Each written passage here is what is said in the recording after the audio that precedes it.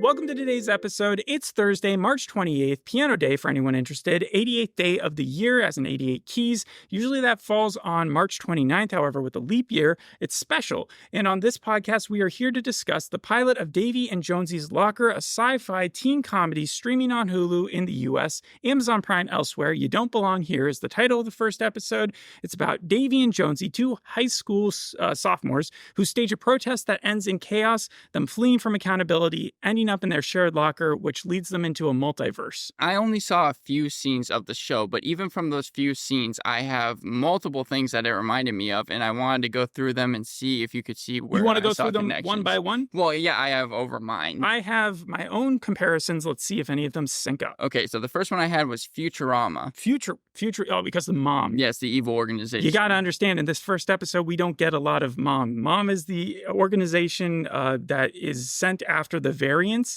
So they become variants at the end of the episode because they leave their own universe. Like Loki? Yes, that's why I'm calling them that. And in the mom system, it gets a flag, and then they send an agent after them. Okay. But in the first episode, barely any of that. Next, Ghosts?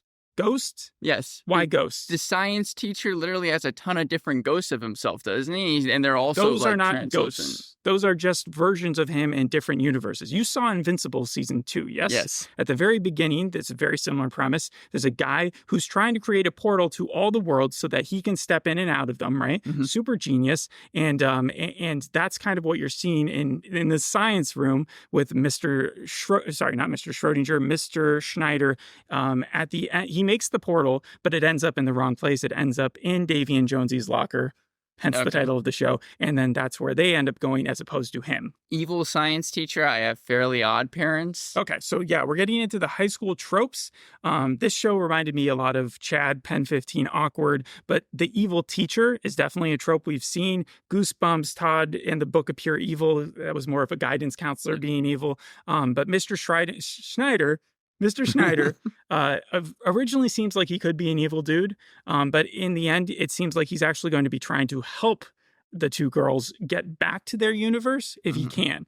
And there really isn't like a big villain because everybody's sort of wanting them to get back to their own universe except for them.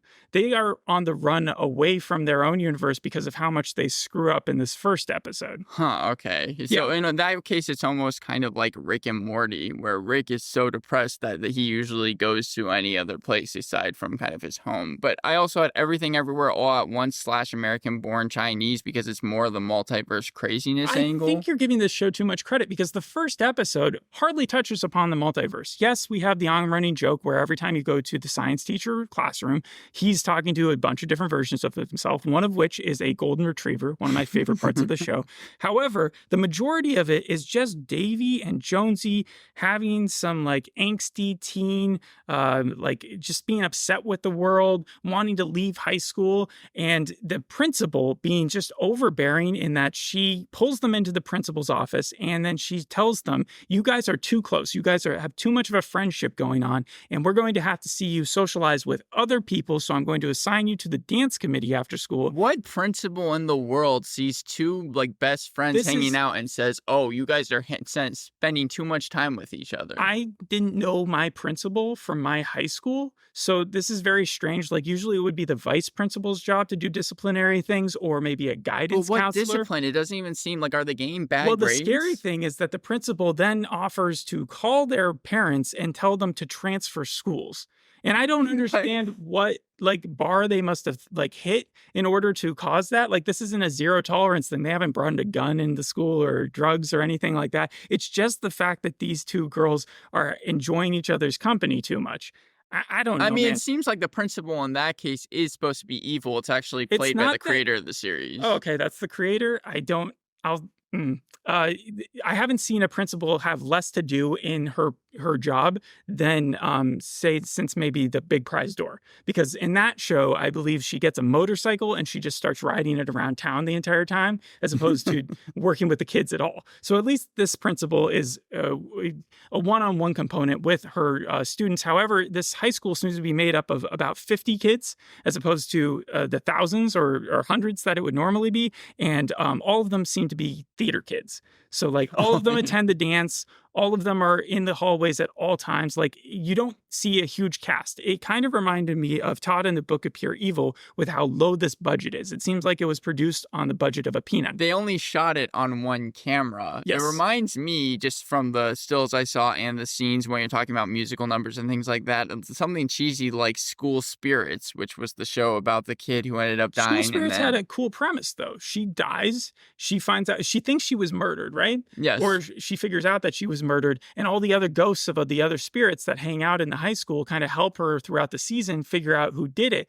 Bigger budget, more school. But correct me if I'm wrong, scenes. it mostly took place just inside the school, and it seems like this was doing the same don't you thing. remember? I didn't watch it like you did, but like there was the big auditorium, there was the boiler room, there was the outdoors part. Yep. In this, we get a hallway and we get an auditorium, and that's the equivalent of everything. I feel like a sophomore in high school could have produced this, and actually put it out there, and that would be impressive. It's like Chad Vader, that old YouTube series. From if like this had 2008. just been an online series, it would be very successful. I would like it. I would like to see what they did after they got the budget of a Hulu series. But it's the fact that it's on Hulu. It's the fact that like this first episode barely introduces you to the premise of the show, and it makes multiverse so lame and boring. It's like Bill and Ted's lamest adventure, as opposed to Everything Everywhere All at Once. I was thinking from what I saw that Bill and Ted Face the Music, it reminded me, if you remember in the third movie, they both had daughters played by Samara Weaving and Bridget Lundy Payne. And I was thinking that maybe those two had the same dynamic, because I know that the show is supposed to really center on their friendship, and they've gotten praise for being the main characters. I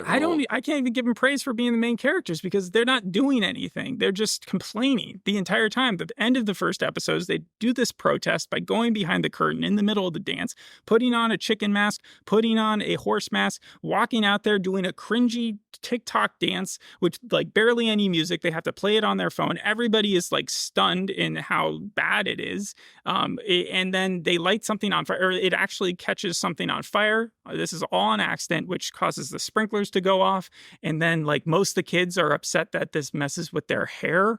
And then they start chasing them, and that's why they're run into the locker for safety, I guess. And so it's called Davey and Jonesie's locker. Yeah, do they share a locker in this? I'd said that at the beginning. Yes, they're so close that they just share lockers, and that was a normal thing back in the day. But this is my biggest complaint of the show, and it's my biggest complaint of all high school shows at this point, because they keep doing it, and they have no, like, even movies I think do it. 90% of high schools are shown to still have lockers. When I went to high school in the aughts, and when you went to high school in the tens, what do they call those? Anyway, the teens? I say 2010s. The 2010s, that makes sense. Neither of our high schools had lockers at that point. This is an article that came out pretty recently. Locker shocker, growing number of schools eliminate the metal boxes. Did I say recently? I meant LA Times 1989. So, the 80s. So that's over 5 years ago? Lockers grow rare as schools seek to save. That was from the Orlando Sentinel, 1995, so at least a little more recent. Lockers are on the wane as icon of U.S. schools. Okay, this is back in 1994.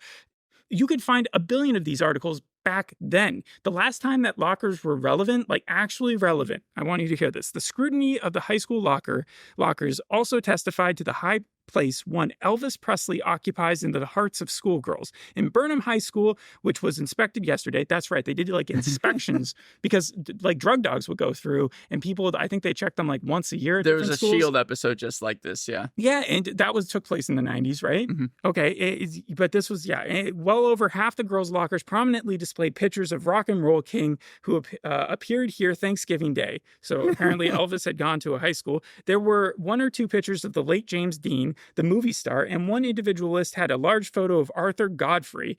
I should have looked up who that guy was. A television personality. This was in the Toledo Blade, Wednesday, November 28th, 1956. Wow. This is boomer. Like, it's not a boomer who made the show. I doubt that the person who made the show, the principal in this series, had a locker in her high school. But I think because there were two things that happened. First, they thought Davey and Jonesie would be a perfect too set name, even though this has nothing to do with the abyss of the ocean. And then they were like, well, I think they just did it because of the name. And the problem is that the title doesn't have any other gimmick to it other than what it's got. You know, when I think about it, I think about like things like 13 Reasons Why or Euphoria or even something animated like Big Does Mouth. Euphoria have lockers? I think they might. And also, it's been renewed for season 3, even though there's rumors that it was going to be canceled after season 3. The maintenance cost associated for schools with lockers, the amount of clogging that it does with kids, unreasonable searches, like there would be a new case every year, which whether or not they had the justification to go into a kid's locker.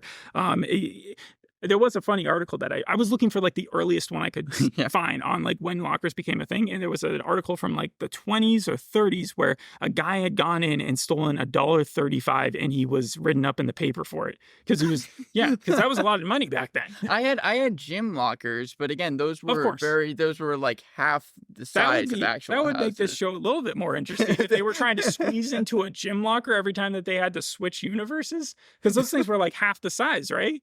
So you're saying that just these characters, they go to these different worlds, it gets too much for them. No. You're again jumping ahead. That's all episode 2. And I did watch episode 2, not so I could talk about it right now, but basically because this first episode kind of sucked. Like I've seen Disney specials with more guts than this one. Like it felt so PG, and it also felt like it was trying to be progressive, but at the same time angsty. And it was so boring because you just saw that one of the girls has a crush. All the characters have one trait associated. There's like the queen bee, or the one that is the main rival to them. There's the soft-spoken but crazy one. There's one that's just effortlessly cool. But it feels like these are 8th grade, like the Bo Burnham movie, 8th grade. That because they took stereotypes and basically made them all into one character, depending on who it was. Is that a fair comparison? I guess the night the dance is called a Night of Enchanted Tolerance, which earns a roll of the eyes from both our main characters because we're all because they're supposed to be progressive, but like obviously that's not the type of progressive that they're talking. That's just everybody is a sheep to them. That was the premise of what they're trying to say with their dance. This just feels like it's book smart also, because the two characters in that, it seemed like they were only really cool to each other, but they look at everyone else and they really, as if you you like a lot eyes. of eye rolls, if you like, I guess, 90s Disney Halloween specials where they kind of do something goofy in it, you might be into this show. But even then, I would recommend skipping this first episode. The principal doesn't make sense as a character. The motive of like them being afraid that they're going to get transferred out for doing absolutely really nothing wrong. Like even if you did accidentally light something on fire, but it was clearly not on purpose. Like no one's going to kick you out of that school. It's strange. 3.5 for me. 3.5 out of 10. Yeah, 3.5 out of 10. The other joke, I'll say the Golden Retriever was funny with Schneider. Schneider does seem like he would probably be my favorite character by the end. However, in this first episode, he's also very cringy. And then Glimmerdale, it's opposed to Riverdale, one of their locker has a picture that just has Glimmerdale on it. It's like AI'd. I'm sad that you're giving it a 3.5 because I thought maybe with the multiverse angle and the way that Hulu was promoting this for the past week, it was going to be a kid's show, but it does have sliders, but dumb sliders, like they're trying to get back home by the end of this. But because the first episode so poorly defines these guys, what they need to do is they need to give you something to connect every character to so that when they flip universes, you'll know exactly who they are still and how different they are in these other universes. But by doing it that way, it just feels so simple, and it could have been a lot better. Primetime said that it needs to be more weird and more outlandish, but above all, ultimately, it needs to be more vulgar. It needs to be more like taught in the Book of Pure Evil. If it really wanted an audience, because you have to distance yourself these days with all the kid shows that are out there. And if you're trying to pull them away from just regular Disney and Nickelodeon, and that's who this is for, then you're going to need something other. And I'm not saying make it vulgar for them, but I'm saying your audience, you're not going to pick up that niche of an audience this way, I don't think. So you're saying that it shouldn't be a kid's show. It should have the TVMA rating and should actually then focus on the story. I think it would have made it a lot funnier, and I certainly would have preferred that. However, who knows, maybe in the last few episodes, they pull it all together and all the universes start making sense. It's just more, I don't really care if they do or not. If they get back home or if they don't, they're in universe 6689. Good luck to that universe. What universe do you think number we would be in if we had a number? I know that it's too hard to say because Avengers goes by their own way of counting and it. they've done several, I think. Like, I think Feige is confirmed a couple. And the first person I heard like argue with him was Miss Marvel, the one who was like obsessed as a fan before she was even cast. You know what I'm talking about. Aman Vellani. Yes, probably. All right. She would belong in this show. Like, she could probably make it better. I was surprised to learn that DC actually had the multiverse angle before Marvel did in the comics. I do believe Batman went back to try to save his parents, right? It was actually The Flash, and it was back in 1961. Of course, The Flash, because we just got the movie, and they kind of did the same thing there, too. And right? then Why didn't he grab Batman on the way out? Like, because it was his tutor, right? And he does appear in this. Could you imagine if the Flash had been like, hey, we can save my parents, we can save your parents, and then everybody with dead parents, but hop on. It wasn't the film. This was a completely different story where Barry Allen was teleported to Keystone City and met the Golden Age Flash, Jay Garrick, which apparently spawned off into Crisis on Infinite Earths or something like that. And then apparently there was a series in Marvel called Strange Tales, number 103, where one of the Fantastic Four is like transported into the fifth dimension. That's supposed to be the first time that multiverse happens in there. Did we segue into like a completely different show? I did a lot of research just on multiverse and stories. I did a lot of research on lockers.